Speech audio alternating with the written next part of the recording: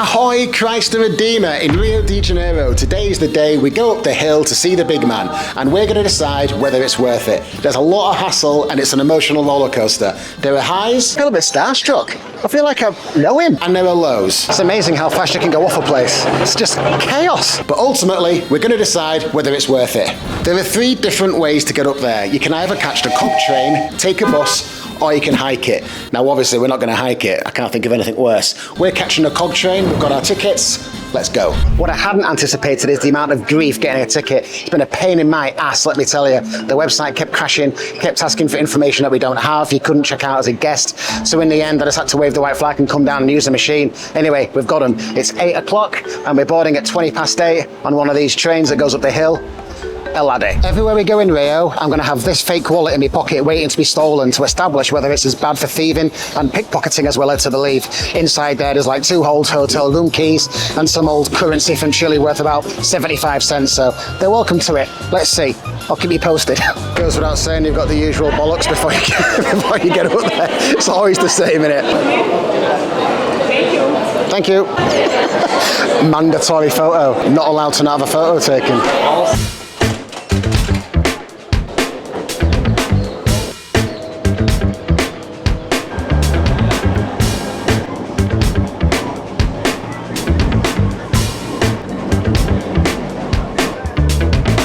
It's so steep.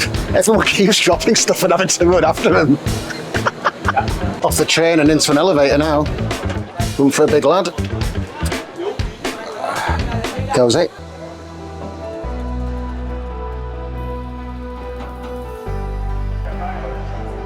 A train and an elevator. And there he is. What a good do. I'm excited. I can't help it. He's just there. I feel a bit starstruck. I feel like I know him. It's because I've seen it in so many films and documentaries and YouTube videos and stuff. Wow, have a look.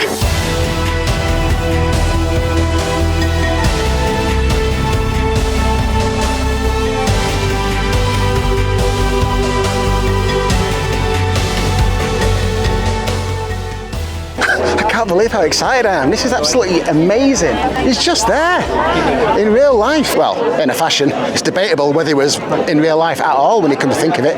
Anyway, that's a discussion for another time. It's a lot smaller up here than I thought it would be. So many people. And this is first thing in the morning, don't forget. But at least at this time there's space to at least walk around in a fashion. I dread to think what it's going to be like later. There's a chapel inside. I didn't realise it was going to be open. I've heard that it's only open on special occasions, but here it is.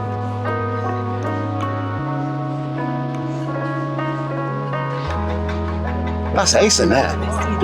So quiet. Everyone being so respectful. I love it. My heart's racing. I can't believe how involved I am up here. I anticipate it just to be like, oh yeah, there it is, then time to go back down again, but I am well involved. Can't get enough of it. Have a look at that. He gets struck by lightning quite a bit, so he's got some lightning rods on him and he's got like a grounding system to keep him safe. One thing I had no idea about was that this is the 5th tallest Jesus statue in the world. I had no idea about that. Where are the other 4? It's a symbol of peace and blessings, and a lot of people like to think it's a welcome to Brazil because of his arms being out wide, as in say, come on in everybody, welcome. There are 6 million slates covering him, and they were made in Sweden. And the story goes that people who manufactured them wrote little notes and wishes on the back of them all. This is how busy it is. At 9 o'clock in the morning, I dread to think what it's like later in the day. It is barbaric up here, you know, everyone fighting amongst themselves, barging into each other, trying to get a perfect photo. It's a bit too much, to be honest. Everyone queuing up to have the photo taken. It's chaos. It's never going to be a good photo because you're going to have everyone behind. And this is the quietest part of the day. That's the point. I wonder if he ever thought he'd be this popular. So that's Sugarloaf Mountain down there. And that was bloody high the other day when we did that YouTube short. But that's looked down on from him. Just goes to show how high this really is. I'll tell you what, it's amazing how fast you can go off a place. It's just chaos.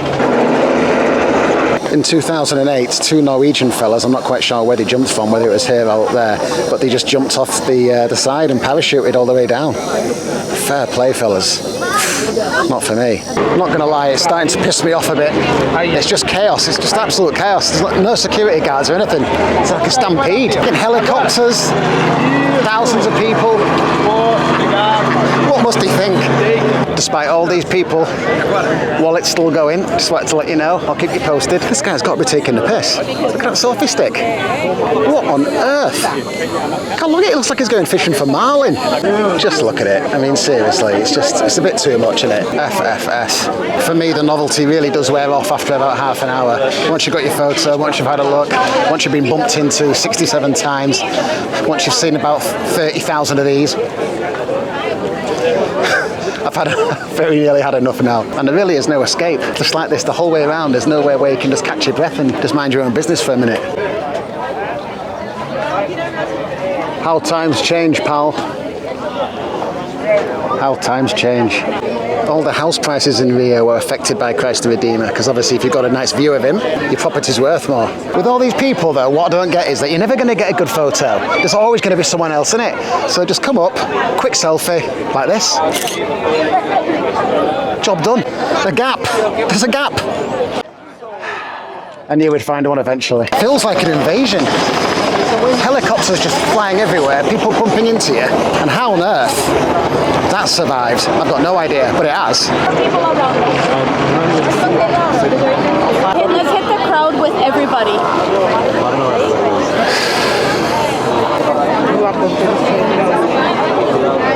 It's getting to the awful point now, just pure awfulness. I hate it now. Can't wait to get out of here. Can't get out. Can't get through. Right, it's 10 o'clock, so we've been up here about an hour, and I really can't take any more. It's just awful. I mean, it was so nice at first, the initial sight of him, when you first see him, and it's just like, wow, there it is. But then once you've been up here for half an hour, for me, it's just horrible, like sardines, just rude, desperate people trying to get an amazing photo that they're never going to get. It's just horrible, honestly. Can't wait to get out of here. See you later, pal. Don't get me wrong, I'm aware that I'm part of the problem. It's very hypocritical of me to complain about too many tourists when I am myself a tourist. I get it. But I think there could be a bit more structure to it. I'd rather wait downstairs for 90 minutes for a train and have a bit more space up there and actually, you know, not have to fight my way through crowds of people just desperately trying to just get places. It's just intense. You've got helicopters whirling around. You've got people barging into you. It's intense. It's a lot. And I'd rather just wait downstairs. Well, that'd top it off, wouldn't it, losing my hat?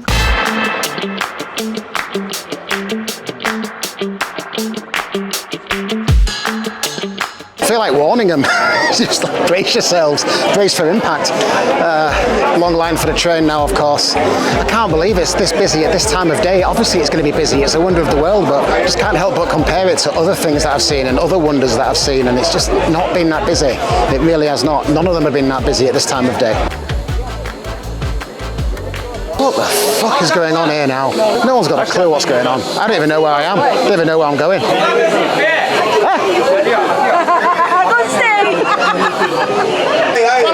Have you heard this shit? God almighty. Now. Good luck up there. Gonna need it. Deep breaths.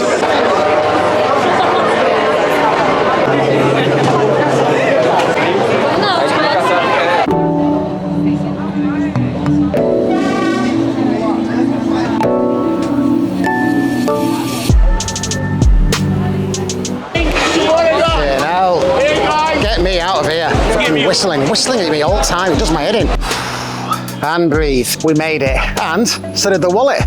Israel was bad for pickpocketers, as everyone says. Not for us so far. It's just been sitting there for the taking all day, in and amongst all those people. Granted, mostly tourists. In fact, all tourists, but still it survived. Ultimately, was it worth it? That took us 3 hours, that, all in, up and down, catching a train. And I think if you're going to do it by train like we just did, then yes, it is worth it. It's a wonder of the world. Parts of it are unpleasant and it's so busy, as you saw, but it's just got to be done, in my opinion. But if I'd have walked it, or in my like I could never get up there. If I had attempted to walk it, and let's just say by miracle I got up there, I'd be so pissed off. I don't think it's worth it walking. Thank you so much for sharing this with me. It's been an emotional roller coaster, but I'm very glad to have done it, and it's a big box ticked. Thanks again. See you on the next one.